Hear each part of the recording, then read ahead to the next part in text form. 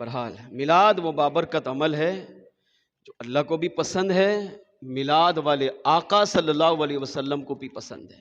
اس سے بڑی میلاد کی سعادت کیا ہو سکتی ہے کہ امتی گناہگار ہو کر، فاسق و فاجر ہو کر، بدکار ہو کر اپنے نبی کا میلاد منائے، اور نبی کی محبت میں، نبی کے پیار میں، نبی کی عقیدت میں، نبی کے عشق میں میلاد منائے، اور میرے آقا کو پسند آ جائے اور میرے آقا اسے قبول کر لے، بلکہ قبول کر کے قبولیت کی گارنٹی اسے جا کر دیدار کی صورت میں عطا فرما دیں، تو اس سے بڑی امتی کے لیے سعادت نہیں ہے۔ اس بات کو اس روایت سے سمجھیے۔ علامہ محدث ابن جوزی رحمۃ اللہ تعالی علیہ اپنی کتاب حصول الفرج میں صفحہ نمبر 22 پر اس روایت کو نقل کرتے ہیں، توجہ سے سنیے گا۔ فرماتے ہیں کہ ایک بزرگ تھے، ان کا نام تھا ابن نعمان۔ یہ ساری زندگی ایک دعا کرتے تھے، کیا؟ یا اللہ مجھے مرنے سے پہلے کم از کم ایک بار اپنے محبوب کا دیدار عطا فرما۔ کاش ہماری دعاؤں میں بھی یہ دعا شامل ہو کہ امتی کے لیے اس سے بڑی سعادت نہیں ہے کہ یا حضور اس کے خواب میں آئے، یا پھر یہ وہاں مدینے جا کر حضور کے روزے کو دیکھے۔ جس نے روزہ دیکھا اس نے حضور کو دیکھا۔ دو سعادت ہے۔ تو یہ کہتے ہیں ساری زندگی دعا کرتا تھا، اللہ مجھے موت نہیں دینا، موت برحق ہے، مانتا ہوں آئے گی، مگر میں تیرا بندہ ہوں، بارگاہ میں گزارش کرتا ہوں مجھے اس وقت تک موت نہیں دینا جب تک میں میلاد والے آقا کا دیدار نہ کروں۔ فرماتے ہیں کہ میری دعا قبول ہو گئی۔ ایک رات عشاء کی نماز پڑھی اور سو گیا۔ یہ آج سے تقریباً 950 سال پرانے بزرگ ہیں، آج کی بات نہیں ہو رہی۔ اس کا مطلب یہ ہوا کہ میلاد شروع سے ہوتا آ رہا ہے۔ 950 سال بھی پہلے میلاد ہوتا تھا، اور وہ اس طرح ہوتا تھا۔ کیسے یہ لوگ تھے؟ تو عشاء کی نماز پڑھی اور سو گیا۔ سر کی آنکھ بند ہوئی، دل کی آنکھ کھلی۔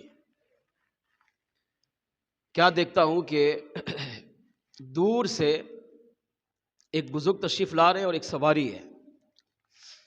اس سواری پر ایک بزرگ تشریف فرما ہے اور انوار و تجلیات کی بارش ہو رہی ہے، اور لوگ اس کی طرف دوڑ کر جا رہے ہیں۔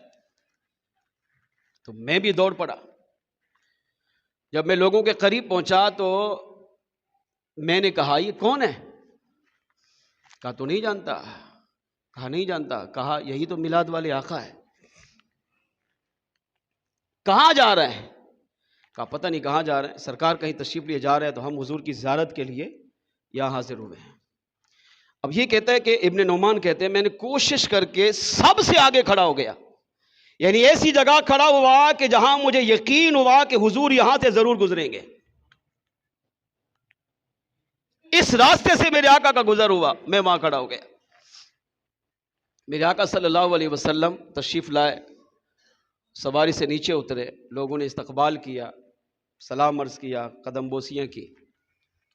آقا علیہ السلام سب کو نوازتے نوازتے ابن نعمان کہتے کہ حضور میرے قریب سے گزرے، تو میں نے آگے بڑھ کر آپ کو سلام کیا۔ میرے آقا علیہ السلام نے سلام کا جواب دیا۔ پھر میں نے حضور کا مصافحہ کیا، ان کے مبارک ہاتھوں کو پکڑا اور یوں ہاتھ ملائے۔ کتنی بڑی سعادت ہے خواب میں۔ پھر میں نے حضور کے ہاتھوں کو بوسہ دیا، سلام کیا، جواب ملا۔ اس سے بھی کمال ہے، بھی امتی کو جواب دے دے، سلامتی کی دعا دے، بھی کمال۔ پھر ہاتھ ملایا، یہ بھی کمال۔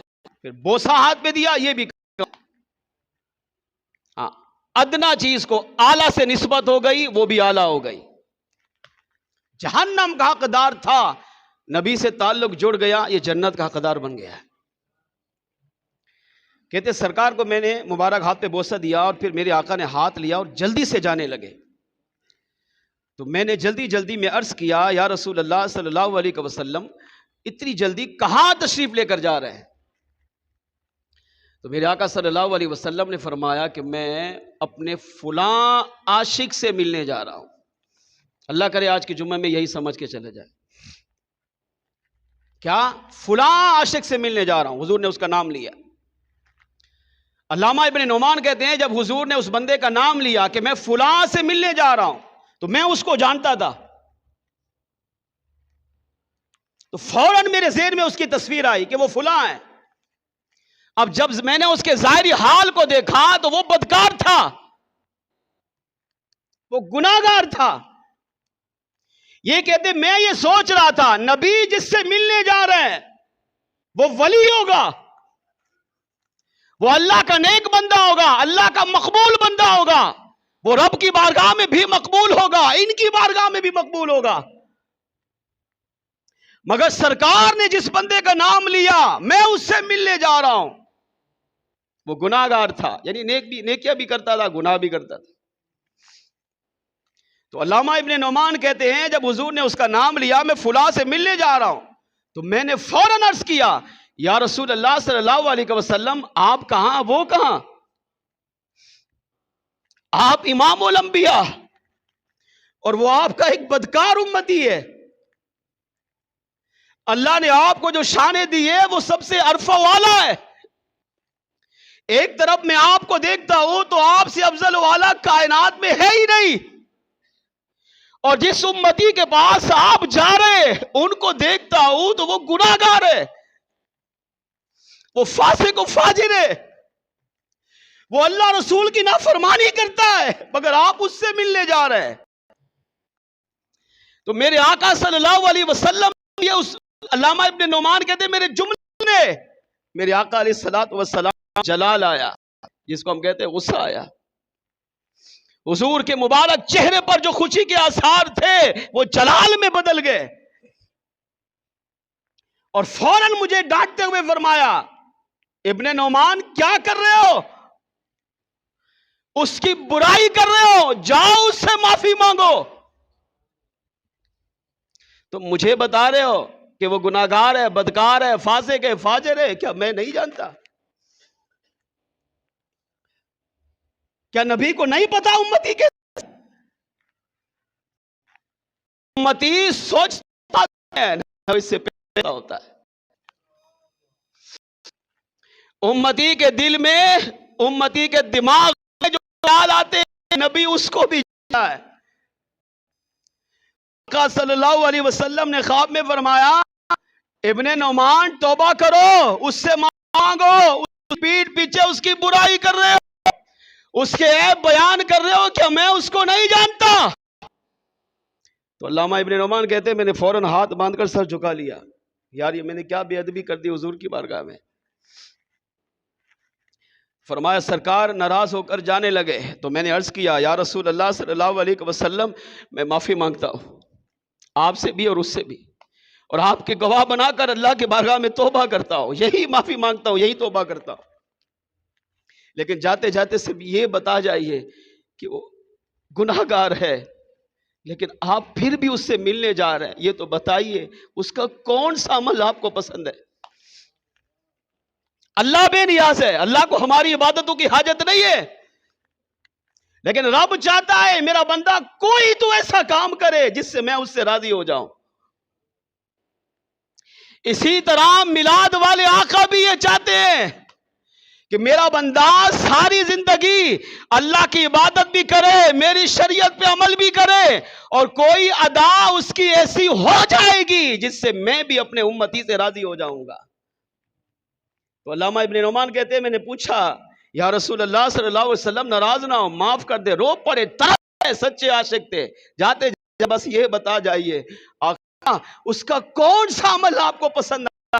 میرے آقا صلی اللہ علیہ وسلم نے فرمایا تمہارے نزدیک وہ جس طرح ہے، اگر دنیا اس کو گناہگار، بدکار، فاسق و فاجر کہتی ہے، مگر وہ مجھ سے محبت کرتا ہے، پیار کرتا ہے، عقیدت ہے، اور ربیع الاول کے مہینے میں میرا میلاد مناتا ہے، میرا میلاد منانا مجھے اتنا پسند آتا ہے کہ آج میں اس کے میلاد سے خوش بھی ہوں، اور اس میلاد کا انعام بطور تحفہ دینے کے لیے میں اس کے پاس تشریف لے کر جا بھی رہا ہوں، اسے اپنا دیدار بھی عطا کروں گا، اور اس میلاد کی قبولیت کی خوشخبری بھی اپنی مبارک زبان سے اسے عطا فرماؤں گا۔ علامہ ابن نعمان کہتے ہیں جب میرے آقا صلی اللہ علیہ وسلم نے یہ فرمایا کیونکہ وہ میرا میلاد مناتا ہے، دنیا اس کو جو بھی سمجھتی ہے سمجھے، مگر وہ میرا میلاد مناتا ہے، مجھے اس کی یہ ادا اتنی پسند آتی ہے، اتنی اچھی لگتی ہے کہ میں اس کے پاس جا کر دیدار بھی عطا کروں گا اور اسے جا کر میلاد کی قبولیت کی خوشخبری بھی سناؤں گا۔ اب علامہ ابن نعمان کہتے ہیں یہ کہہ کر سرکار آگے تشریف لے گئے، فوراً میرے دماغ میں سوال آیا، قربان علامہ ابن نعمان پر اللہ کروڑوں رحمتیں ان پر نازل فرمائے، یہ جو آخری حضور کی بارگاہ میں انہوں نے سوال کیا، اگر اسی سوال کو قیامت تک کا آنے والا مسلمان دل سے سوچ کر سمجھ کر اس پر عمل کر لے، خدا کی قسم زندگی بھر اپنے نبی کے میلاد میں گزارتا رہے۔ کہتے جب حضور جانے لگے تو میں نے پھر عرض کیا، یا رسول اللہ صلی اللہ تعالیٰ علیہ وسلم، اچھا یہ تو بتائیے کہ اس نے تو آپ کا میلاد منایا، آپ اس سے خوش بھی ہیں، میلاد کو قبول بھی کیا، اسے دیدار عطا کر فرمانے کے لیے جا بھی رہے، خوشخبری بھی دے گے، آقا یہ تو بتائیے اس کی طرح اگر آپ کا کوئی اور امتی آپ کا میلاد مناتا ہے، کیا آپ اس امتی سے جس طرح خوش ہیں تو ہر میلاد منانے والے سے خوش ہوتے ہیں؟ میرے آقا صلی اللہ علیہ وسلم پر قربان جاتے جاتے میرے آقا علیہ السلام نے فرمایا، من فرح بنا فرحنا بھی، فرمایا ہاں ابن نعمان سن، جو ہم سے خوش ہوتا ہے ہم بھی اس سے خوش ہو جاتے ہیں۔ محدث ابن جوزی نے لکھا، فرمایا میرے آقا صلی اللہ علیہ وسلم نے اس ایک آن میں میلاد منانے والے کے لیے بڑی بشارت ہے، جو ہم خوش ہوتا ہے آقا فرماتے مجھ سے خوش ہوتا ہوں۔ اس سے پتہ چلا قیامت تک آنے والا مسلمان جب بھی ربیع الاول کے مہینے میں بالخصوص اپنے نبی کی آمد کی خوشی کا اظہار کرتا ہے، نبی کی محبت میں جھنڈے لگاتا ہے، لائٹیں لگاتا ہے، چراغاں کرتا ہے، لنگر پکاتا ہے، کھاتا بھی ہے، کھلاتا بھی ہے، محفلیں بھی سجاتا ہے، غریبوں کی مدد بھی کرتا ہے، المختصر نبی کی آمد پر وہ میلاد کا جو بھی طریقہ اپناتا ہے اس کے طریقے کو رب بھی قبول فرماتا ہے، اس کے طریقے کو میلاد والے آقا بھی قبول کرتے ہیں۔ جب وہ نبی کی آمد پر خوشی کا اظہار کر رہا ہے تو پھر وہ یقین کر لے کہ میلاد والے آقا نے اپنے اس امتی کو بھی اپنے عاشقوں میں قبول فرما لیا ہے۔